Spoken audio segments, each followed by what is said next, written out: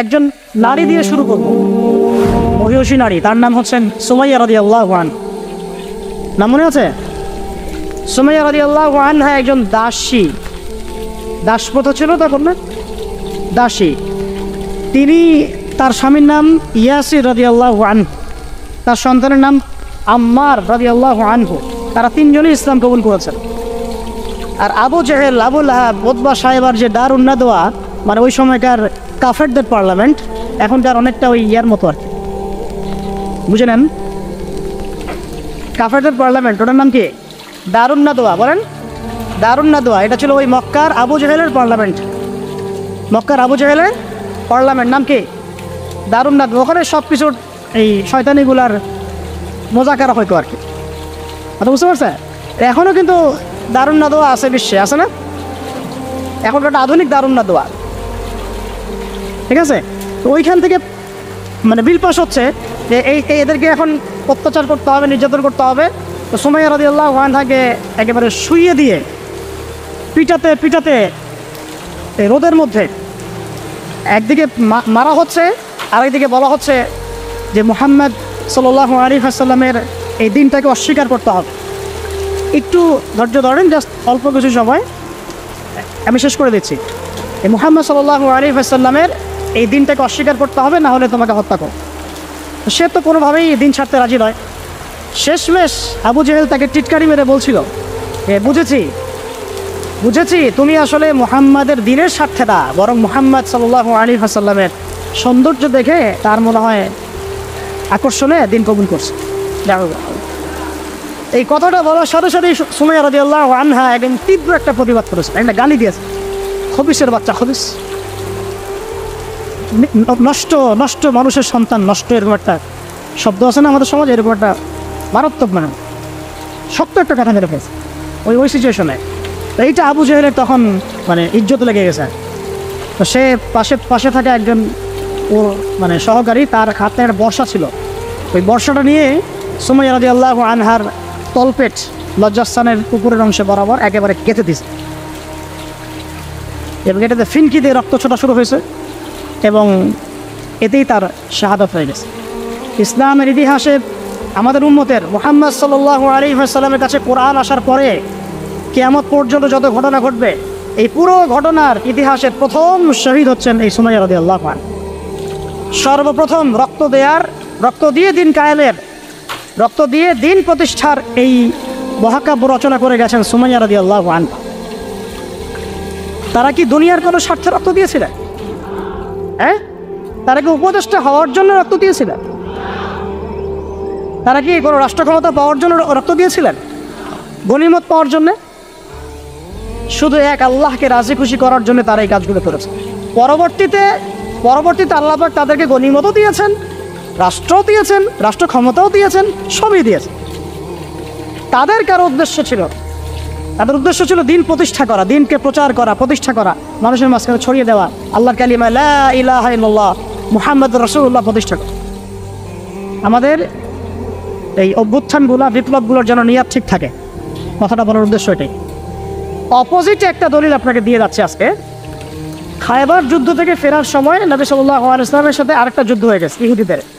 ইহুদিরা লুকায় ছিল, ওতপেতে ছিল, দূর থেকে তীর নিক্ষেপ করেছে। নবী সাল্লাল্লাহু আলাইহি ওয়াসাল্লাম এবং সাহাবীরা এটাকে প্রোটেক্ট করেছেন। একদিন দুই দিন ওখানে থাকতে হয়েছে। এর মধ্যে একটা তীর এসে আল্লাহ নবী সাল্লাল্লাহু আলাইহি ওয়াসাল্লামের এই যে একটা খাদেম, সম্ভবত তার নাম মিদআম, কি নাম? এই মিদআমের বুকে এসে লাগে এবং সে মারা যায়। সাহাবীরা বলতে থাকেন যে সে কত সৌভাগ্যবান, নবীর খাদেম ছিল, শহীদ হয়ে গেল। নবীজি বলছেন না, বরং আমি ওকে জাহান্নামে দেখতেছি, নাউযুবিল্লাহ। তখন সাহাবীরা অবাক হয়ে জিজ্ঞাসা করলেন যে এটার পিছনে কারণ কি?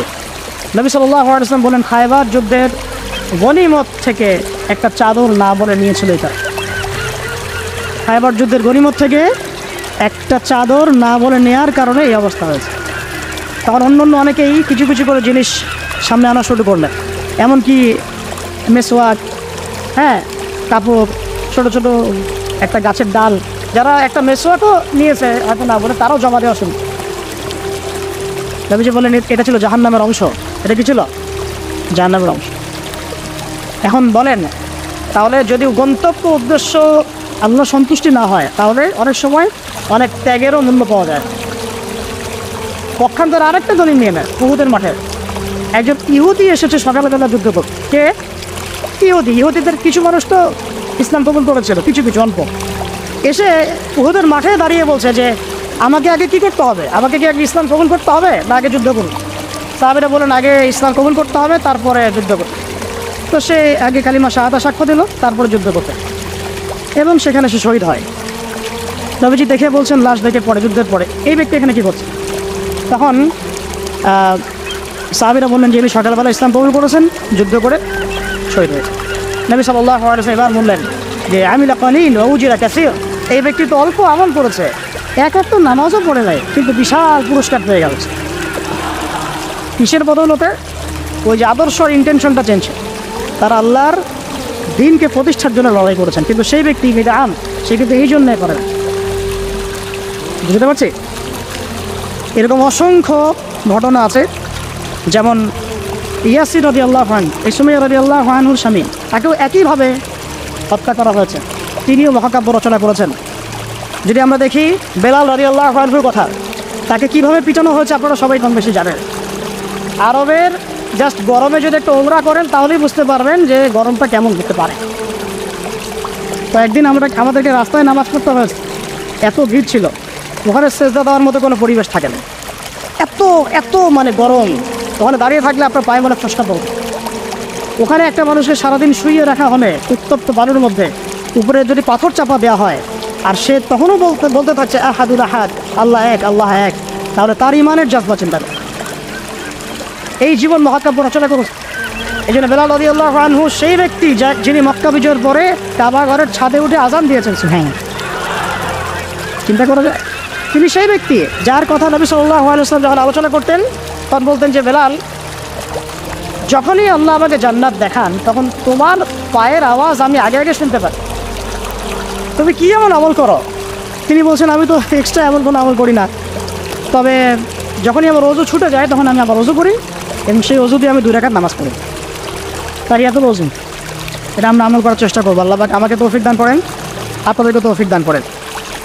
উহুদ যুদ্ধ চলছে, শুরু হবে যুদ্ধ, সবাই শুনছে। ঠিক সেই সময় একজন সাহাবী হানজালা রাদিয়াল্লাহু আনহু সত্য বিয়ে করেছেন, বাসর করেছেন গত রাতে, ফরজ গোসল করার সময় পান নাই, যুদ্ধের ডাক এসেছে, চলে গেছেন, এবং যুদ্ধ করতে করতে তিনি শহীদ হয়েছে।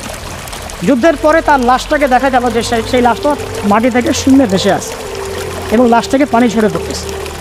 নবীজি বললেন যে সাল্লাল্লাহু আলাইহি ওয়াসাল্লাম যে ফেরেশতারা তাকে গোসল দিচ্ছে। সুবহানাল্লাহ, এটাও মহাকাব্য, এগুলি মহাকাব্য, রচনা করে যাওয়া মহাকাব্য।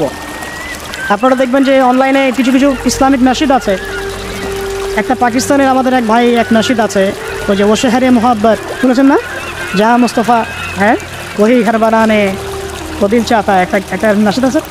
ওখানে একটা এরকম চমৎকার একটা পঙ্ক্তি আছে, তো জিহাদে মোহাব্বত কি আওয়াজ গুঞ্জি, কাহা হানজালা নে, যে হানজালা রাদিয়াল্লাহু আনহু, কাহা হানজালা নে কি দুলহন সে আপনি।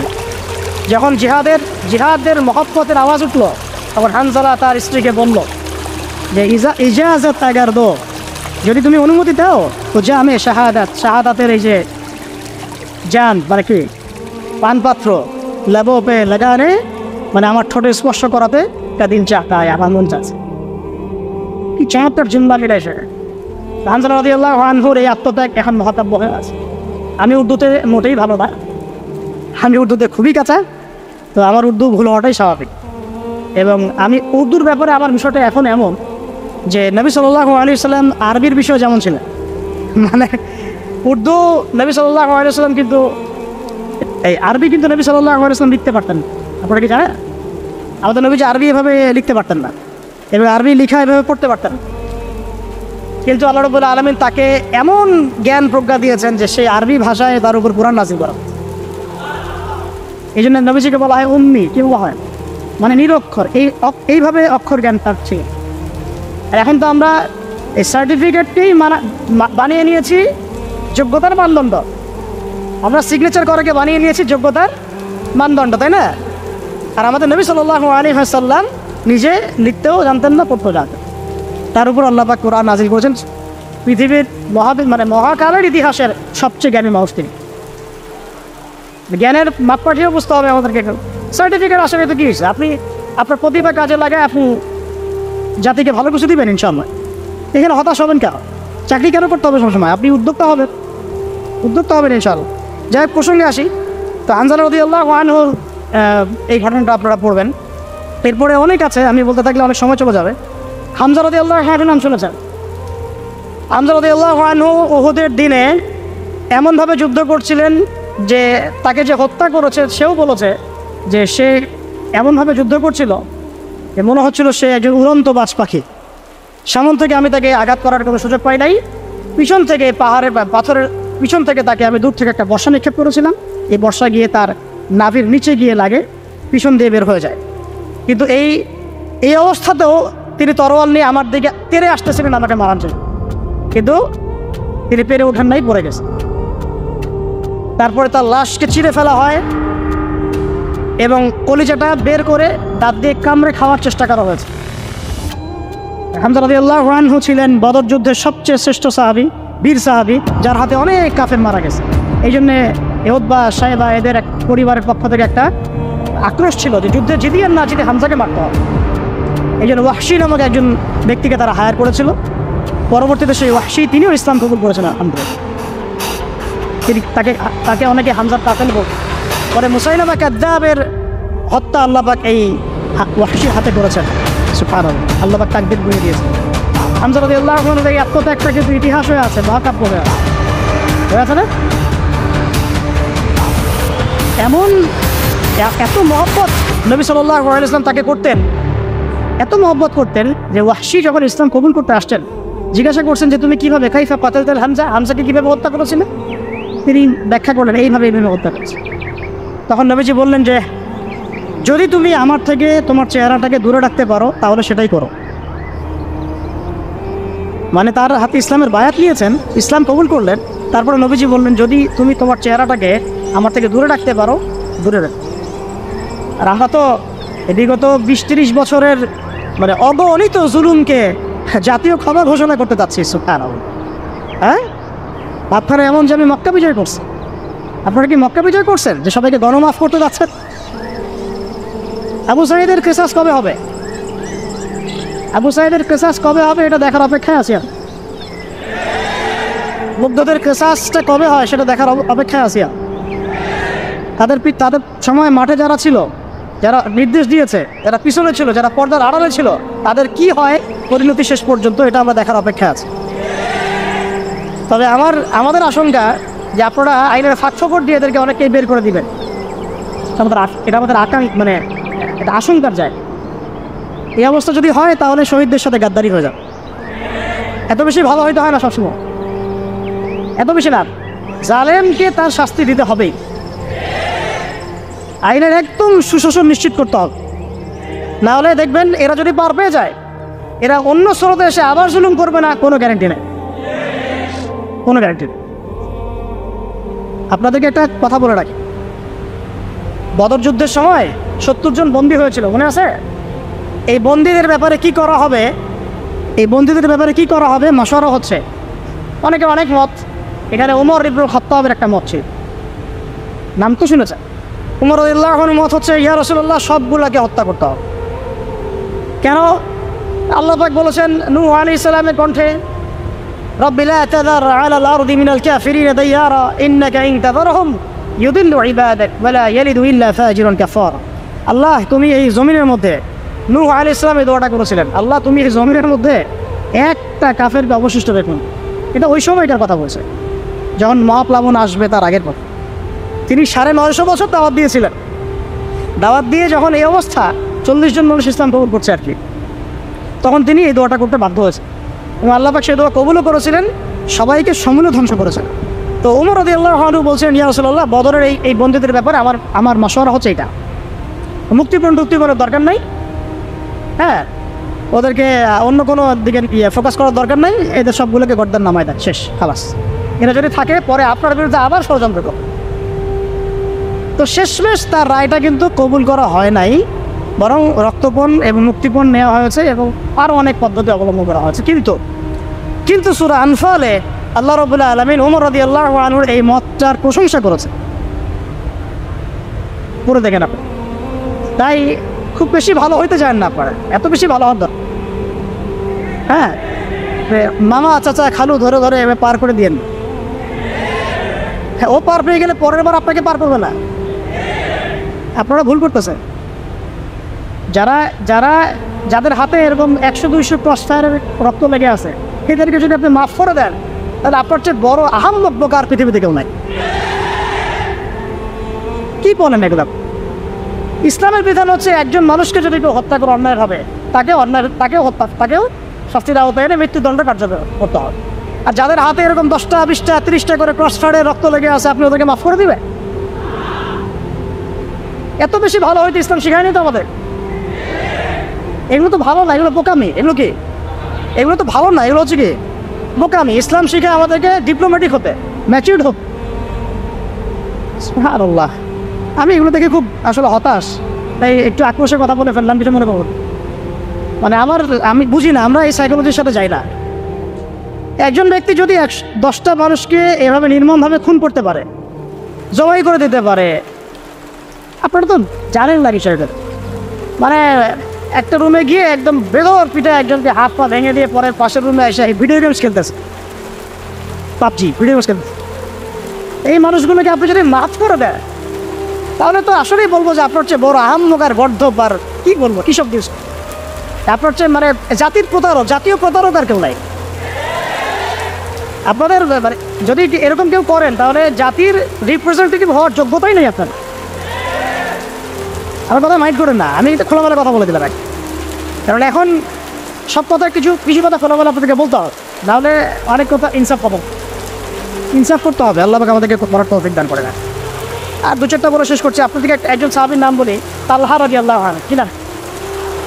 উহুদ যুদ্ধের দিন আল্লাহ নবী সাল্লাল্লাহু আলাইহি ওয়াসাল্লাম তো একটু বিপর্যয়ের মধ্যে পড়েছিলেন, মনে আছে?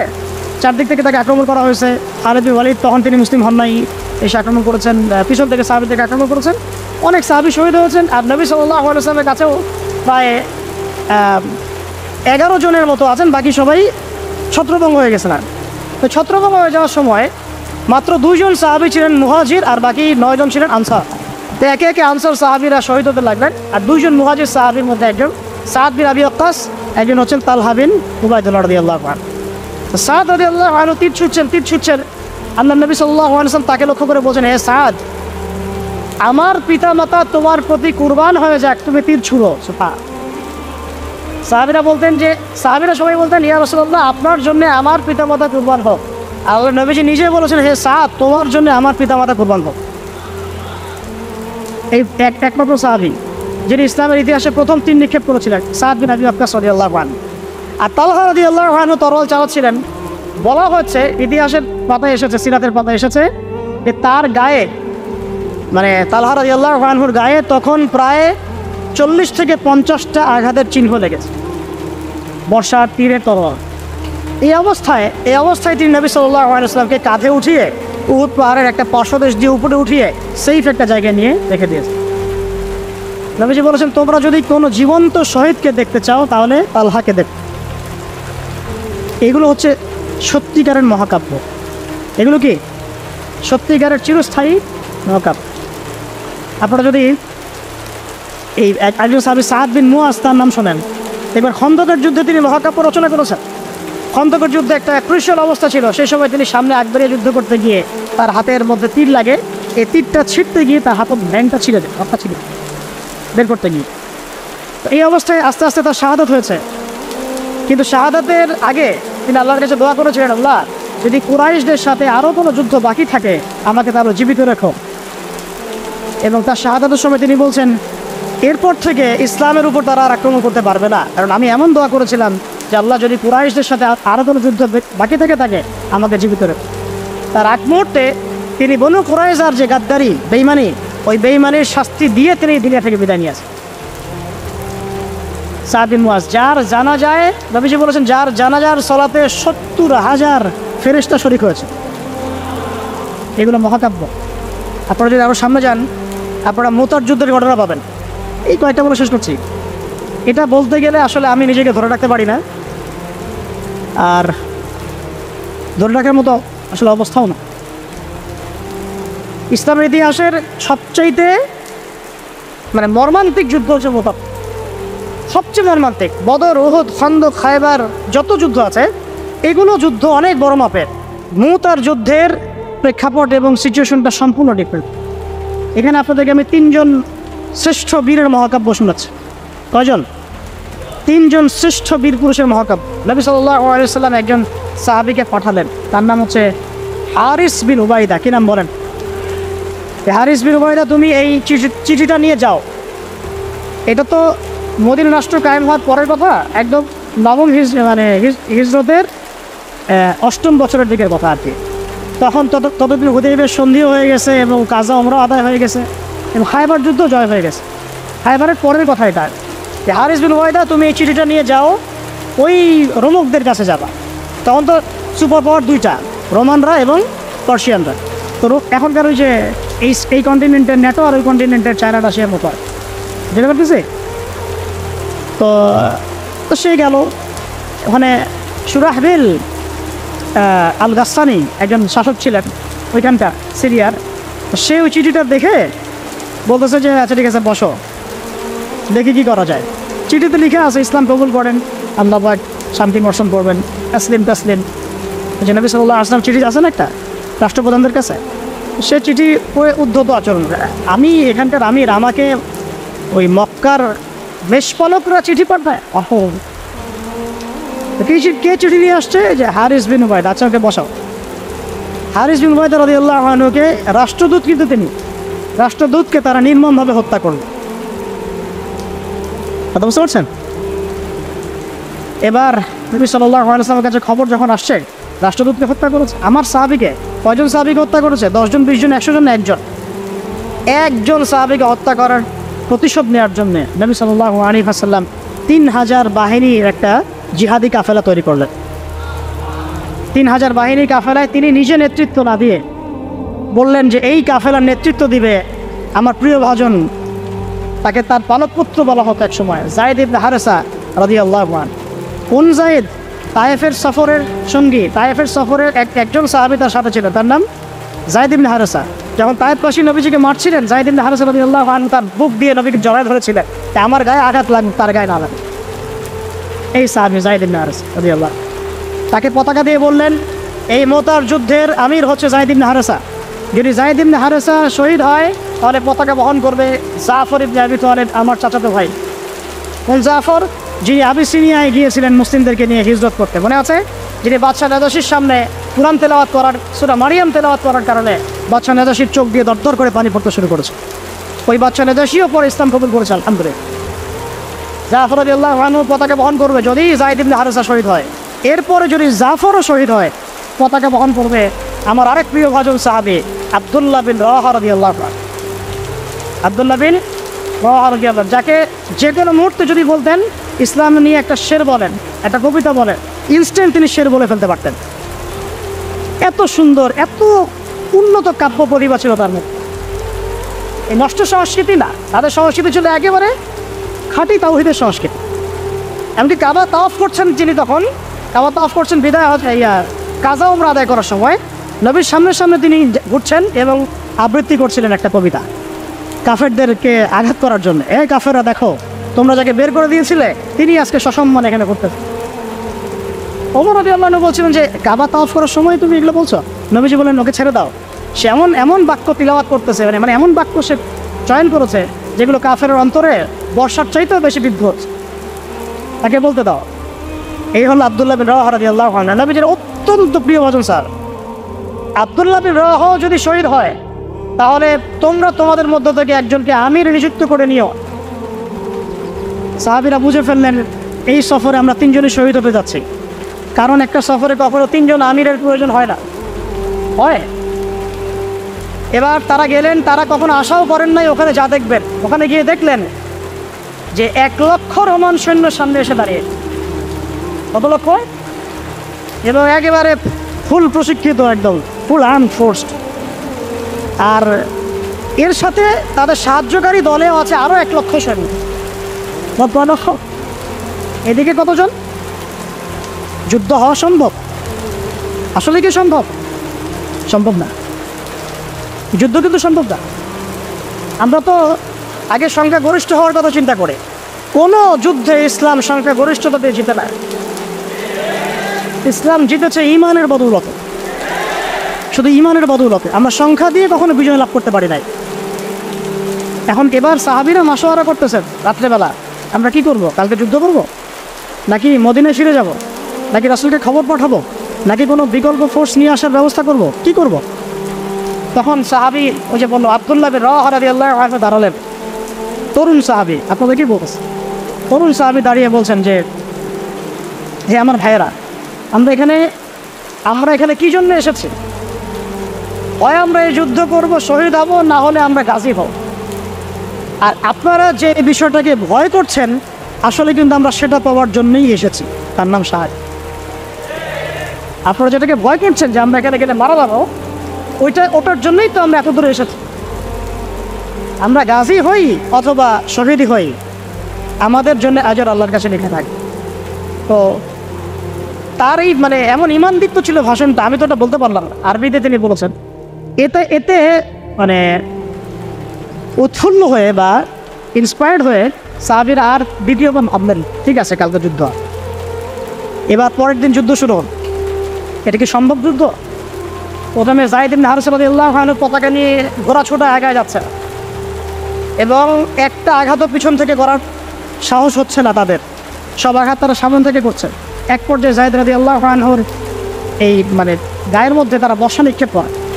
বর্ষা তো আগেকার বড় বড় বল্লম বর্ষা ছিল, এমনি একটা বর্ষা তার গায়ে যখন লাগে তিনি পড়ে যান, এবং এই অবস্থা আস্তে আস্তে তার শাহাদাত হয়। পতাকা পড়তে দেন নাই, পতাকা নিয়ে নিয়েছেন জাফর ইবনে আবি তালিব রাদিয়াল্লাহু আনহু হাতে, এবং জাফর রাদিয়াল্লাহু আনহু যুদ্ধ করতে থাকেন, এত বীর বিক্রমে যুদ্ধ করতে থাকেন যে এক পর্যায়ে তিনি তার নিজের কালো এবং লাল ডোরাকাটা ঘোড়া ছিল, সেই ঘোড়ার পা নিজেই কেটে ফেলেন, যে আমার যেন পালিয়ে যাওয়ার মন না ওকে করেন, তারা যেন আমার ঘোড়া ইউজ করতে না পারে। সাহাবীরা বলছেন তার শাহাদাতের পরে তার বডির মধ্যে আমরা এরকম 50টা থেকে 60টা এরকম আঘাতের দাগ দেখেছি। একটাও দেখে পিছনে ছিল না, সব সামনে ছিল। যুদ্ধ করতে করতে এক পর্যায়ে তার ডান হাতটা কেটে পড়ে যায়। এরপরে তিনি বাম হাতে পতাকা উঠায় নেন, কাফেররা বাম হাতটাও কেটে ফেলে। এরপরে তিনি বুকের সাথে পতাকাটাকে এইভাবে জড়িয়ে রাখেন, বুকের সাথে পতাকাটাকে এইভাবে জড়িয়ে রাখেন, পতাকা পড়তে দেন নাই। একজন রোমান সৈন্য তাকে আঘাত করে এবং তার দেহটা ডিফেন্ডিত হন। এই খবর নবী সাল্লাল্লাহু আলাইহি ওয়াসাল্লাম ওই মদিনায় বসে বসেই পাচ্ছিলেন। তিনি বললেন, এইমাত্র যায়েদ শহীদ হলো, এইমাত্র জাফর শহীদ হলো। একটু তিনি কান্নার ভাব চলে আসলো। একটু পরে নবীজি হেসে দিলেন। সাহাবীরা বলছেন, আপনি হাসছেন কেন আসলো? তিনি বলছেন যে জাফর এর ডান হাত প্রথমে কেটে গেছে, তারপর বাম হাত কেটে গেছে।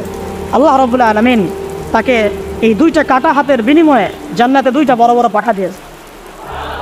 এইটা দিয়ে তিনি জান্নাতে ঘুরে বেড়াচ্ছেন আর ফল খাচ্ছেন। তার নাম হয়ে গেল জাফর আত-তাইয়ার, জাফর আত-তাইয়ার পাহাওয়া। এরপরে পতাকা হাতে নিলেন সেই আব্দুল্লাহ বিন রাওয়াহা রাদিয়াল্লাহু আনহু। তিনিও তো বীর বিক্রমে যুদ্ধ করতে লাগলেন। এক পর্যায়ে তিনি একটু কান্না করেছিলেন। তাহলে বলছেন, আপনি কি ভয় কান্না করতেছেন? জি না, আমি ভয় কান্না করছি না, বরং কোরআনের একটা আয়াত আমার মাথায় আসছে বলে আমি কান্না করছি। ওয়াইম মিনকুম ইল্লা ওয়ারিদুহা কানা আলা রাব্বিকা হাতমান মাকদিয়া। তোমাদের সবাইকেই আবশ্যিকভাবে, ম্যান্ডেটরিভাবে এই জান্নাত জাহান্নামের উপর অবস্থিত এই পুলসিরাত পার হতেই। এটা তোমার রবের একটা প্রাচীন একটা স্টেটমেন্ট, এটা তোমাকে করতেই হবে, সবাইকে করতে হবে। এই আয়াতটা মনে হয় আমার কান্না আসতেছে। একজন তাকে একটা হাড্ডিওয়ালা গোশত এনে দিয়েছিলেন, তিনি সেই গোশতটা খাওয়ার জন্যে চেষ্টা করছিলেন, পরে একটা কামড় দিয়ে ফেলে দিয়েছেন। তারপরে তিনি ছুটলেন যুদ্ধ করার জন্যে, এবং ওই সময় একটা কবিতা আবৃত্তি করেছে, হে আমার মন, তোমার নফস হয়তো চাচ্ছে, তুমি হয়তো চাচ্ছ এখান থেকে পালিয়ে যাওয়ার জন্যে, জেনে রাখো সামনে তুমি যা দেখছো এর পিছনেই আছে জান্নাত। শেষমেশ কি জীবন দেখেন, কি ব্যক্তিত্ব, কি ক্যারেক্টার, কেমন গায়রত, কেমন ইজ্জত, কেমন সম্মান, কি জীবন। এরপরে তিনিও শহীদ হলেন। পতাকা হাতে তুলে নিলেন আল্লাহর বীর খালিদ বিন ওয়ালিদ রাদিয়াল্লাহু, তাকে পতাকা দেওয়া হয়। তিনি কিন্তু নতুন মুসলিম হয়েছে। উহুদের যুদ্ধের যে ক্রাইসিস, এটা কিন্তু তার হাতে। কাজা উমরা আদায় করতে গিয়ে নবীজি চিঠি লিখে দিয়েছেন ছোট্ট করে একটা, একজনের তারা লিখিয়েছেন যে খালিদকে চিঠিটা পৌঁছে দিও। ওখানে লেখা আছে, খালিদ তুমি যদি কাফেরদের পক্ষ অবলম্বন না করে মুসলিমদের পক্ষ নিতা কতই হবে। ঠিক আছে, একটা লেখা একটা চিঠি খালিদ রাদিয়াল্লাহু আনহু একবারে কলিজাটা কাঁপায় ফেলছে। তিনি মক্কা থেকে মদিনায় গিয়ে নিজে ইসলাম কবুল করে আসেন। নবী সাল্লাল্লাহু আলাইহি ওয়াসাল্লাম তাকে কিন্তু আন্ডারস্টিমেট করেন নাই। তার হাতে উল্টা তরোয়াল উঠাই দিয়ে বলছেন যে আজকে থেকে এই তরোয়াল তোমার এবং তোমার নাম হচ্ছে সাইফুল্লাহ, তুমি আল্লাহর তরোয়াল। এরপর থেকে তিনি প্রায় ৮০-৯০টা যুদ্ধ করেছেন, সবগুলোতে জয়লাভ করেছেন। ওই খালিদ রাদিয়াল্লাহু আনহু পতাকা তুলে নেন মোতার যুদ্ধে। তারপরে সিরাতের মধ্যে আসছে, তিনি বলছেন নিজের ভাষায় যে ওই দিন আমার হাতে ৯টা তরোয়াল ভেঙে গেছে। যুদ্ধ করতে করতে করতে করতে ওই দিন আমার হাতে 9টা তরোয়াল ভেঙে গেছে। তিনি ছিলেন যুদ্ধ কৌশল অত্যন্ত পারদর্শী, ওটা হেঁটে করে কাজ করতেন, অনেক পারদর্শী। তিনি ডানের সৈন্যকে বামে নিয়ে আসছেন, বামেরটাকে ডানে নিয়ে গেছেন, সামনেটাকে পিছনে নিয়ে আসছেন, পিছনেটাকে সামনে নিয়েছেন। বর্ষা যারা ছিল তাদেরকে পিছনে নিয়ে আসছেন, তীরন্দাজ থেকে সামনে দিয়েছেন, মানে ওদেরকে ঢেলা চাকা খাওয়াই দিয়েছেন যে ওরা মনে করতেছে এরা মনে হয় অনেক, হ্যাঁ এরা মনে হয় আরও বিকল্প ফোর্স নিয়ে আসছে বলা হয়। ওরা আস্তে আস্তে পিছনের দিকে যাওয়া শুরু করবে, আর এদিকে মুসলিমরা একটু একটু করে সেফ জোনে আসার চেষ্টা করতেছে পিছন থেকে। ওরা ভাবতেছে পিছনের সামনে যদি আগাই হয়তো পিছন থেকে ওরা আরও সৈন্য নিয়ে আসছে আমাদেরকে আক্রমণ। এই আল্লাহ পাক ভয় চাপাই দিলেন, এরা পালায় চলে গেল। ৩,০০০ সৈন্য নিয়ে ২ লক্ষ সৈন্যকে পরাজিত করা। খালিদ রাদিয়াল্লাহু আনহু বললেন আমার হাতে সেই দিন ৯টা তরোয়াল ভেঙেছে, আর শেষমেশ ছোট্ট একটা ইয়েমেনি চাকু দিয়ে আমি যুদ্ধ করেছি। তাহলে চিন্তা করেন কত কাফের মারা গেছে। আর মুসলিমদের মধ্যে মাত্র ১২ জন সাহাবী শহীদ হয়েছে। মাত্র ১২ জনকে তারা মারতে পারছে, বাকিদেরকে মারতে পারবে। এইগুলো হচ্ছে মহাকাব্য, জাদুল্লাহ মহাকাব্য, যেগুলো আমাদের এই প্রজন্মকে জানা উচিত এবং আপনাদের মাথায় থাকা উচিত। প্রত্যেকটা সংগ্রাম, প্রত্যেকটা বিপ্লব, প্রত্যেকটা অভ্যুত্থানের পিছনে যেন থাকে আল্লাহর সন্তুষ্টি, আল্লাহর দিন কায়েমের চেষ্টা, আল্লাহর দিনের খেদমতের চেষ্টা এবং ইনসাফ প্রতিষ্ঠার চেষ্টা, এবং জালেমের বিরুদ্ধে আমাদের অবস্থান সবসময় শক্ত থাকবে ইনশাআল্লাহ। এরকম অনেক ঘটনা আছে, আমি আজকে আর বলার সুযোগ পেলাম না। ইনশাআল্লাহ আরও একদিন আল্লাহ যদি তৌফিক দেন ইনশাআল্লাহ তাআলা আমি আপনাদের সাথে আবার এগুলো ডিসকাশন করবো ইনশাআল্লাহ। শেষ করার আগে আমি জাস্ট ২-১টা নাম উচ্চারণ করতেছি। সেটা হচ্ছে আমার খুব পছন্দের একজন ব্যক্তিত্ব, ইমাম হুসাইন রাদিয়াল্লাহু আনহু। নাম মনে আছে না? তার কারবালার মাঠের ঘটনা পড়ে জানাই, এইগুলো মহাকাব্য। তিনি সপরিবারে নিহত হলেন, শেষ পর্যন্ত কিন্তু আত্মসমর্পণ করেন না, করেছেন। তিনি প্রস্তাব দিলেন আমাকে ছেড়ে দাও, আমি মদিনায় চলে যাই, আমাকে ছেড়ে দাও আমি মক্কায় চলে যাই, ছেড়ে দাও আমাকে আমি কোনো সীমান্তে চলে যাই, সেখানে জিহাদ করে শহীদ হই। তারা কিন্তু সুযোগ দেয় নাই। আমাকে বলেন যারা তাকে আক্রমণ করেছিল তারা কি কালিমা পড়া মুসলমান ছিল না? বলেন তারা কি কাফের ছিল? এখন কি ইমাম হোসেন যে এখানে প্রতিবাদ করলেন, হাতে অস্ত্র উঠিয়ে নিয়ে যুদ্ধ করে শেষ পর্যন্ত শহীদ হলেন, তার যুদ্ধটা কি সন্ত্রাসী কর্মকাণ্ড ছিল? ঠিক অনেকে আছে আমাদের সমাজে, তারা মনে করে যে মুসলিমরা যতই পাপ করুক না কেন ওদেরকে কিছুই বলা যাবে না। এমন একটা কনসেপ্ট আমাদের সমাজে আছে, মুসলিম তো ভাই কালিমা পড়ছে, লা ইলাহা ইল্লাল্লাহ বলছে, তাকে আপনি কেন এভাবে চার্জ করেন? আরে কালিমা তো আব্দুল্লাহ বিন উবাইও পড়েছিল। আব্দুল্লাহ বিন উবাই কি কালিমা পড়ে নাই? তাহলে কি আপনি তাকে মুমিন বলে গণ্য করবেন? মনে রাখবেন একটা কথা, যাকে তাকে কোনো ক্ষুদ্র বিষয়ে কাফেরও যেমন বলা যাবে না, আবার যাকে তাকে মুসলমানও বলা যাবে না। এটা বুঝতে হবে আমাদেরকে, ঈমান ভঙ্গের কারণগুলো আমাদেরকে শিখতে হবে। যে যাকে তাকে যেমন আমরা কাফের তাকফির করে বলবো, ঠিক একইভাবে যাকে তাকে মুসলমান পাক্কা মুসলমানও বলা যাবে না। আল্লাহ পাক আমাদেরকে বোঝার তৌফিক দান। ঠিক এইভাবেই ওমর রাদিয়াল্লাহু আনহু একদিন ফজরের নামাজে দাঁড়িয়ে কিরাত করছেন, পিছনে এক দাস, এই ফাইরুজ আবুলুলো একেবারে ধারালো ছুরি দিয়ে ওমর রাদিয়াল্লাহু আনহুকে 2-3টা আঘাত করলো। ওমর রাদিয়াল্লাহু আনহু শহীদ হলেন। এগুলো মহাকাব্য রচিত হয়েছে, কারণ ইসলামের বীর সিংহদেরকে কেউ আসলে সামন থেকে মারতে পারে নাই। কথা বুঝতে পারছেন? ওইভাবেই চোরাগপ্তই মারতে হয়েছে। আল্লাহর কসম, ওমর রাদিয়াল্লাহু আনহু যে জায়গায় শাহাদাত বরণ করছেন ওই জায়গায় আমি দাঁড়াইছি, ওই জায়গাতে আমি দেখে আসছি কোন জায়গায় তাকে শাহাদাত বরণ করেছে। ওখানে ওইসব জায়গাগুলো জিয়ারা করলেও মনের মধ্যে এই চেতনাগুলো জানো। সুবহানাল্লাহ। আলী ইবনে আবি তালেব কুফার মসজিদে যাচ্ছেন, রাস্তায় এক ব্যক্তি তাকে চোরাগপ্ত হামলা চালিয়ে এক হত্যা করেছে। আল্লাহর বীর সৈন্যদেরকে কেউ সামন থেকে আঘাত করা শুধু হয়। এইগুলো হচ্ছে মহাকাব্য, যাজন্যমান মহাকাব্য। আরেকজন ব্যক্তির কথা বলে শেষ করে দিচ্ছি, অনেক আছে ভাই, বলতে থাকলে অনেক সময় লাগবে। রাজি একটা জায়গার নাম, ওখান থেকে কিছু লোক আসছে, এসে বলছে ইয়া রাসূলুল্লাহ আপনি আপনার কিছু সাহাবীকে পাঠান, আমরা ইসলাম কবুল করবো। ট্র্যাপ আপনারা কেউ ভালো করে খেয়াল রাখবেন এগুলা, যে কেউ যখন তখন যাই বলবে হ্যাঁ করতে যাবেন না। মানুষের কথার পিছনে, ওদের কাজের পিছনে উদ্দেশ্য বোঝার চেষ্টা করবেন, ঠিক আছে? সবসময় কিন্তু আবেগে ভাসতে হবে না। আমরা কিন্তু এই জায়গায় ভুল করতেছি, অনেক ভুল হচ্ছে মাঝখানে। আমরা বিনয়ের সাথেই তাদেরকে বলবো যে ওলামায়ে কেরামদের সাথে মাশওয়ারা করে সিদ্ধান্ত নিতে, তাহলে ইনশাল্লাহ ভুলটা কম হবে ইনশাল্লাহ, ঠিক আছে? তো নবীজি 10 জনকে পাঠালেন, তারা দাওয়াত তো কবুল করেই নাই। হঠাৎ রাজি নামক জায়গায় তাদেরকে ঘিরে ফেলে 3 নিক্ষেপ করে 10 জন সাহাবী 7 জনকে শহীদ করে ফেলল। ট্র্যাপে মানে এমনও আছে যে ওয়াজ মাহফিলে ডেকে মানুষ অনেক আলেমদেরকে মানে খারাপ কিছু করে ফেলেছে। হ্যাঁ, এরকম হিস্ট্রি আছে। তো সতর্ক থাকতে হবে, সতর্ক থাকার চেষ্টা করে। এখন 3 জন সাহাবী যুদ্ধ চালিয়ে যাচ্ছেন, তারপরেও তার মধ্যে একজন হচ্ছেন খুবাইব রাদিয়াল্লাহু আনহু। কি নাম বলেন? খুবাইব রাদিয়াল্লাহু আনহু। খুবাইব রাদিয়াল্লাহু আনহুকে এক পর্যায়ে মানে আর কতক্ষণ পারা যায়, 100 জন ঘিরে ফেলছে, আমরা 10 জন, 7 জন শহীদ হয়ে গেছে, 3 জন বাকি আছে, কতক্ষণ পারো? তো তারা বললো যে তোমরা পাহাড় থেকে নেমে আসো, তোমাদেরকে ছেড়ে দিব।